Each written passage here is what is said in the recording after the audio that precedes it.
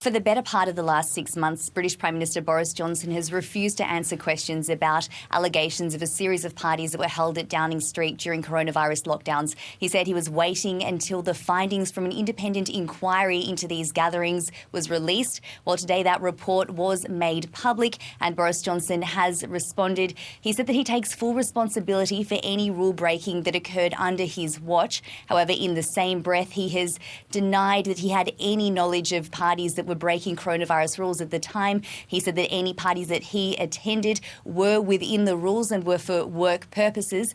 And so he has taken some responsibility. However, he's shown no signs of stepping down. There have been many calls for his resignation today from within his own party, from members of the opposition and even from members of the public. Now, this damning report had some incredibly embarrassing details for the government. It included things like people drinking so much, well, one person drinking so much that they were sick. There was an altercation between two people in number 10 Downing Street, the heart of Britain's government. There were karaoke machines brought to parties, reports of red wine stains on a wall. There are also reports of rudeness to cleaning staff and to security members. And British Prime Minister Boris Johnson has said that this behaviour is unacceptable and it needs to be addressed and that he is the leader to do that. Here's what he had to say.